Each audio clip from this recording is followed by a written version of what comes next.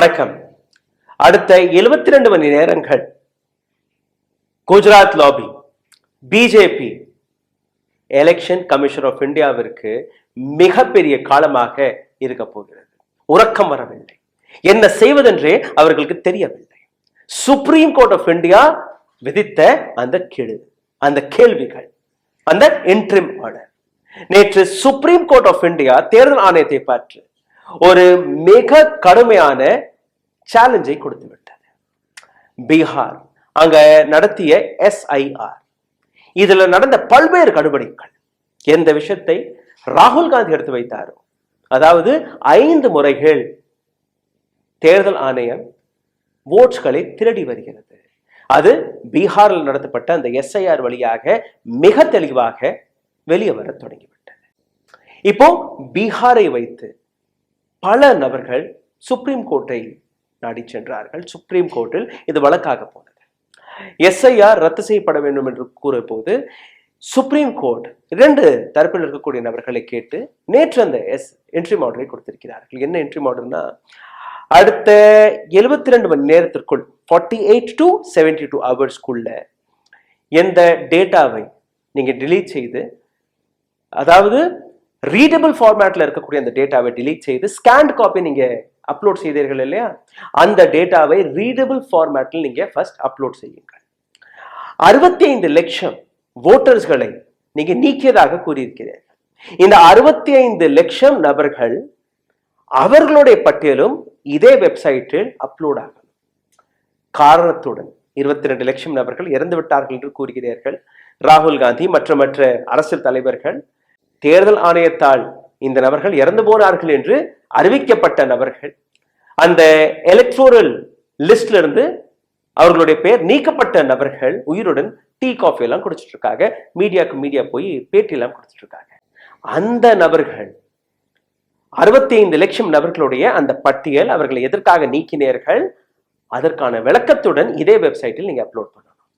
3வது, இந்த அனைத்து டேட்டாவுமே ரீடபிள் ஃபார்மேட்ல இருக்கணும். அதாவது ஒரு நபர் தன்னுடைய பெயரை சர்ச் செய்ய ஆசைப்பட்டால் அந்த பெயரை வைத்து ஒரு பட்டனை தட்டினால் அந்த நபருடைய டீட்டெயில் அங்க வந்துடும்.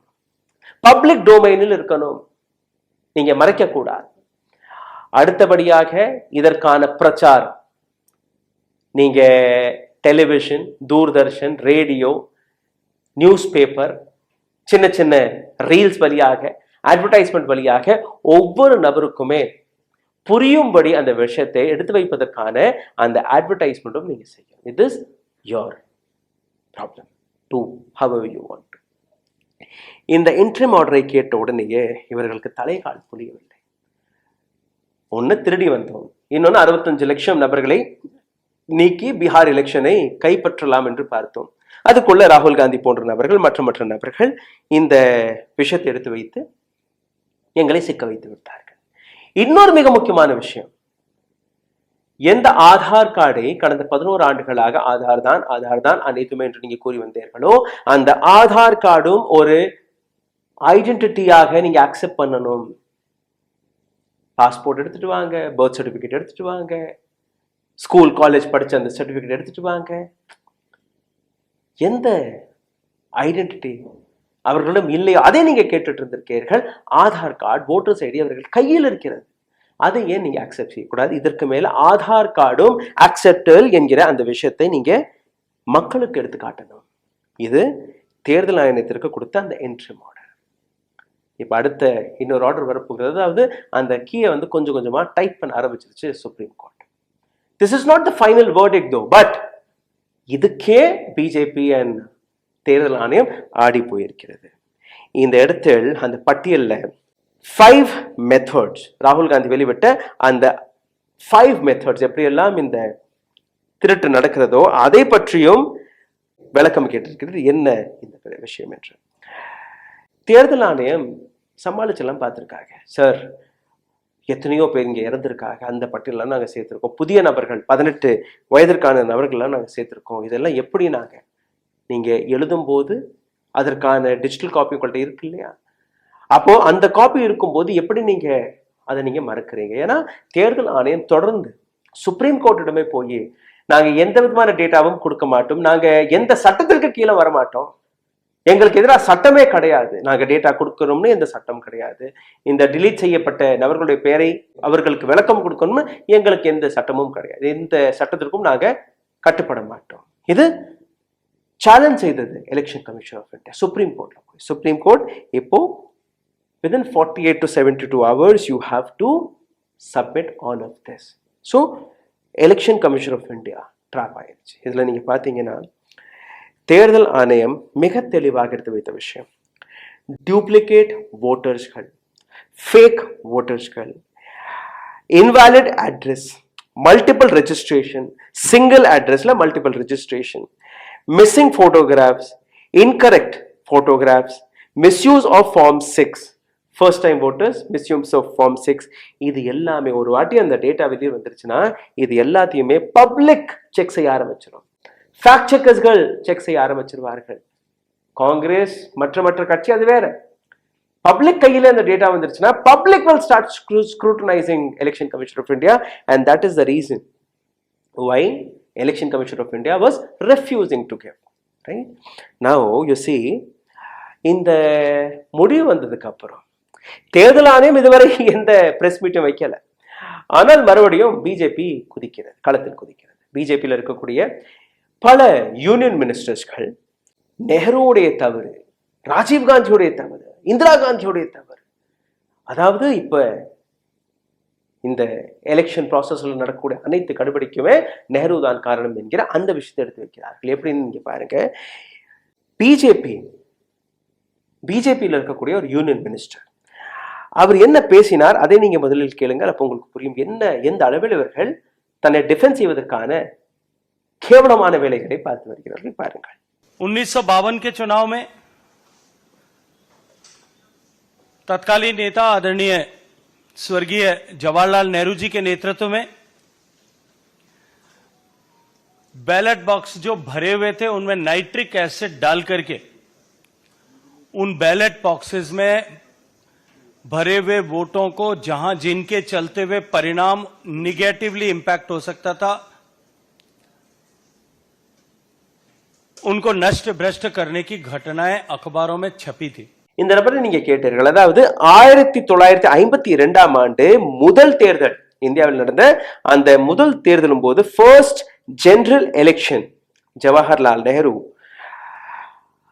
பேலட் பேப்பர்ஸ்களை திருடி எங்கெல்லாம் இவர்கள் தோற்க போறார்கள் என்று தெரிகிறதோ அந்த இடத்தில் ஆசிட், நைட்ரிக் ஆசிடை அந்த பேலட் பேப்பருக்குள்ள ஊத்திடுவார்கள். நேரு காலகட்டத்தில் 1952 தேர்தலை இன்னைக்கு சுப்ரீம் கோர்ட் கேட்ட கேள்விக்கு பதிலாக பிஜேபி எடுத்து வைக்கிறது. சரி, அப்ப என்னதான் நடந்தது அதை நீங்க பாருங்கள். 1952ல எந்த விதமான ரிசல்ட் வந்தது? In 1952 we had 499 Lok Sabha seeds, 10,59,00,000 ஓட்டர்ஸ்கள் இருந்தார்கள். இப்போ 100 கோடி ஓட்டர்ஸ், ரைட்? இந்த 499 சீட்களில் காங்கிரஸிற்கு 364 சீட்கள் கிடைத்தது.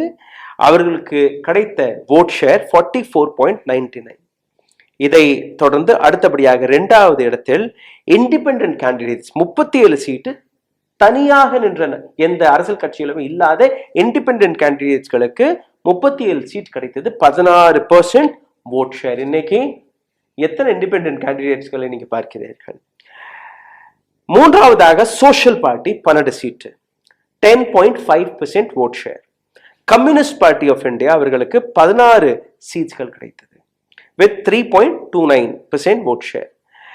அதுக்கப்புறம் சின்ன சின்ன பார்ட்டிஸ்கள் நீங்க பார்த்தீர்கள்னா கிசான் மஸ்தூர் பார்ட்டி அவர்களுக்கு 9 சீட், ஹிந்து நேஷனல் அவுட்ஃபிட்ல இருக்கக்கூடிய பாரதிய ஜன்சங்க்கு 3 சீட்டு, ஹிந்து மகாசபாவிற்கு 3 சீட். இப்படி பார்த்தீர்கள்னா மொத்தம் 499 சீட்டுகளில் காங்கிரஸிற்கு 364 சீட்டுகள் கிடைத்தது. ஆனால் இவர்கள் அந்த தேர்தலை கனெக்ட் செய்து அங்கிருந்து இதுவரை ஒரு கோட்டை போட்டு வருகிறார்கள். சரி, இதை ஒரு பக்கம் விடலாம். இப்போ Kiran Rijiju union minister, it's a very good decision. Supreme court of India கொடுத்தது, it's a very good decision, but Congress is desperately disrespected the constitution while hypocritically valid a symbol. தேர்தல் ஆணையத்தை கொச்சைப்படுத்தி விட்டது காங்கிரஸ். சுப்ரீம் கோர்ட்ல இருந்து வந்த அந்த விஷயம் சரிதான், ஆனால் தேர்தல் ஆணையத்தை இப்படி நீங்க விமர்சிச்சிருக்க கூடாது. இது கிரண் ரிஜிஜுவுடைய அந்த வார்த்தைகள், நீங்களே கேளுங்கள். कोर्ट ने बहुत अच्छा निर्देश और बहुत अच्छा ऑब्जर्वेशन किया है, बहुत अच्छा निर्णय दिया है, और इसके बाद भी राहुल गांधी जी और उनके कुछ साथी हैं वो इलेक्शन कमीशन को विश्वास नहीं करते हैं, सुप्रीम कोर्ट को नहीं मानते हैं ये लोग, और देश के संवैधानिक संस्थाएं को वो नहीं मानते हैं, तो इस देश का संविधान को ही नहीं मानते हैं। कांग्रेस के लोगों ने तो संविधान का धज्जियां कितने बार उड़ाए हैं, वो मानते ही नहीं संविधान को, लेकिन संविधान पकड़ के घूमते हैं। संविधान का किताब पकड़ने से क्या होगा? संविधान का कितना अपमान किया इन लोगों ने। அனுராக் டாக்கூர், அதாவது இவர்கள் தான் வீசக்கூடிய வலையில இவர்களே சிக்கி விடுகிறார்கள். Anurag Thakur, another union minister of BJP, நேற்று முன்தினம் he came up after ராகுல் காந்திஸ் எலெக்ஷன். எஸ்ஐஆர்ல வரக்கூடிய பல மாற்றங்கள், சுப்ரீம் கோர்ட்ல இருந்து வந்த பல வேர்டிக்ட்கள், இதெல்லாம் கேட்டதுக்கு அப்புறம் மறுபடி அனுராக் டாக்கூர் தேர்தல் ஆணையத்தை காப்பாற்றுவதற்காக குதிக்கிறார். 6 கான்ஸ்டியூன்சியோடைய டேட்டாவை எடுத்துட்டு வந்து 6 கான்ஸ்டியூன்சியை பாருங்க. பிரியங்கா காந்தி, ராகுல் காந்தி, இவர்களுடைய கான்ஸ்டியூன்சி இங்கேயும் கடுபிடிகள் நடந்திருக்கிறது. இங்கேயும் பல இடங்கள்ல இந்த திருட்டு ஓட்டு அங்கெல்லாம் இருந்தது. அப்போ அவர்கள் அந்த இடத்தையும் அவர்கள் குறிச்சு எடுத்துக்காட்டல. ஏன் பிஜேபி எந்த இடத்துல வெற்றி பெற்றதோ அதை மட்டும்தான். சோ இந்த இடத்துல நீங்க பாத்தீங்கன்னா அனுராக் தாக்கூர் ஒற்றுக்கொண்ட ஒரு விஷயம், ஆமாம் காங்கிரஸ் நின்ற இடங்களிலும் இது போன்ற திருட்டு ஓட்டுகள் நடந்தது வித் டேட்டா.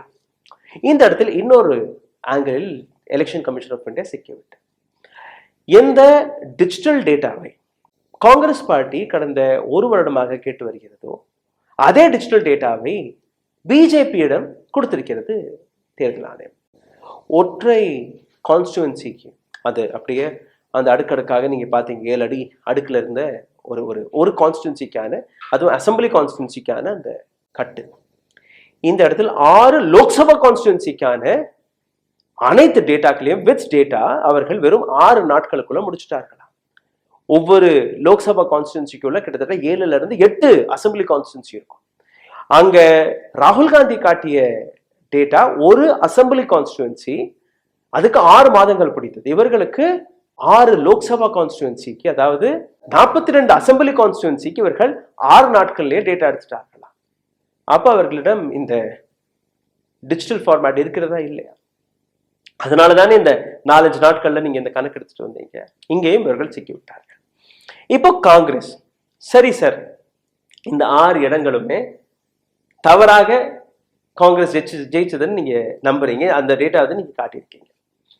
இந்த மாதிரி பல இடங்கள் இருக்கும். ஸோ 2024 லோக்சபா எலெக்ஷன் அதை இன்வாலிடாக நீங்க அறிவித்து விடுங்கள், கேன்சல் ஆக்கி விடுங்கள், மறுபடியும் தேர்தல் வரட்டும். நீங்களே ஒரு பட்டியலை கொண்டு வந்து நீங்களே அந்த விஷயத்தை ப்ரூவ் பண்றீங்க. அதாவது காங்கிரஸ் எங்கெல்லாம் வென்றதோ அந்த இடத்திலும் கடுபடிகள் நடந்திருக்கிறது. நாங்க சொல்றோம் பிஜேபி எங்கெல்லாம் நிக்கிறதோ அங்கெல்லாம் கடுபடிகள் நடந்தது. இதே மாதிரி நீங்க பிரைம் மினிஸ்டர் என்ற அந்த வாரணாசி அந்த தொகுதியும் அதற்கான விளக்கத்தையும் கொடுங்கள், அதற்கான டேட்டாவும் வெளிக்கொண்டு வாருங்கள். டிஜிட்டல் ஃபார்மேட்ல இந்த எல்லா டேட்டாவையும் நீங்க அப்லோட் பண்ணுங்க, நாங்களே இதை எடுத்து காட்டியிருக்கோம். Cancel 2024 election. இவர்களிடம் எந்த பதிலும் கிடையாது. 72 hours for BJP, for Election Commission of India. You just have this much. And நீங்க புரிய வைக்கக்கூடிய அந்த விளம்பர படங்கள், ஆதார் கார்டு செல்லுபடியாகும், இது டாக்குமெண்ட்ஸ் வேணும். இன்னொரு ஆங்கிள் நீங்க பார்த்தீர்கள், இவர்கள் செய்த அந்த சூழ்ச்சி பல பேருக்கு இந்த புரிஞ்சிருக்காது. செப்டம்பர் 25ஆம் தேதி கடைசி பட்டியலை கொண்டு வர இருக்கிறார்கள். இந்த எஸ்ஐஆர் அப்படி நடந்து முடிஞ்சுச்சுன்னா லாஸ்ட் டேஸ் 25 அண்ட் செப்டம்பர் 31 வெளிவந்த அந்த கடைசி பட்டியல் ஓட்டர்ஸ் லிஸ்டை ஃப்ரீ செய்து விடுவார்கள். இப்போ உங்களுடைய பேர் அந்த ஓட்டர்ஸ் பட்டியலில் இருக்கு இல்லைங்கிற போது, தவறா இருக்கிற போது அதை நீங்க சேலஞ்ச் பண்ணலாம், திருத்தத்திற்கான சேலஞ்ச் பண்ணலாம்.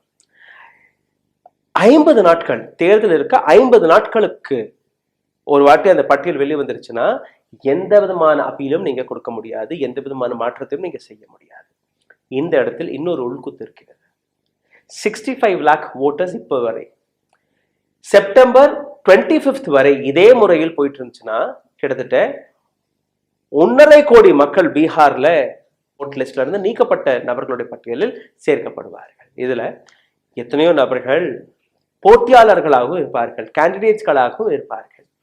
அப்படி தப்பி தவறி ஒரு சில கேண்டிடேட்ஸ்களுடைய பேரும் இந்த 65 லட்சம் அல்ல அந்த 1 கோடி நபர்களுடைய பட்டியலில் இருந்தால் 25ஆம் தேதி அந்த பட்டியல் வரும், 31ஆம் தேதி அந்த ஃபைனல் லிஸ்ட் ஃப்ரீஸ் ஆகிடும். அதுக்கப்புறம் நீங்க மாற்றம் செய்ய முடியாது. கேண்டிடேட்களுடைய பேரும் இந்த 65 lakh or 1 crore நபர்களுடைய பட்டியலில் இருந்துச்சுன்னா உங்களால போட்டியில் கலந்து கொள்ளவே முடியாது, கேண்டிடேட்டாக நீங்க நிற்கவே முடியாது. இது இன்னொரு சூழ்ச்சி.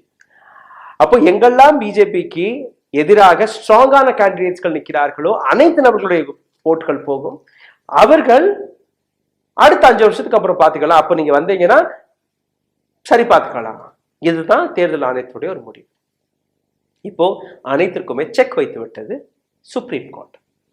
You just have 72 hours, get ready. பார்க்கலாம் 72 மணி நேரத்திற்குள் தேர்தல் ஆணையம் எந்த விதமான டேட்டாவை பப்ளிஷ் செய்கிறார்கள். 65 லட்சம் நபர்கள் நீக்கப்பட்ட நபர்கள், அவர்களுடைய நீக்கப்பட்டதற்கான காரணத்துடன் ரீடபிள் ஃபார்மேட்டில் ஏற்றுகிறார்களா இல்லையா? நன்றி, வணக்கம். ஊடகம் கார்ப்பரேட் அரசியல்வாதிகளின் கைப்பாவையாக அடிமைகளாக இருந்தது போதும், இனி சாட்டை எடுத்து சுழற்றும் நேரம் வந்துவிட்டது. ஊடகம் பொதுமக்களாகிய உங்களுக்காக உங்களாலேயே இயக்கப்பட வேண்டும். ஊடக சுதந்திரத்திற்காக உங்களின் பங்களிப்பை இன்றே அளித்திடுங்கள்.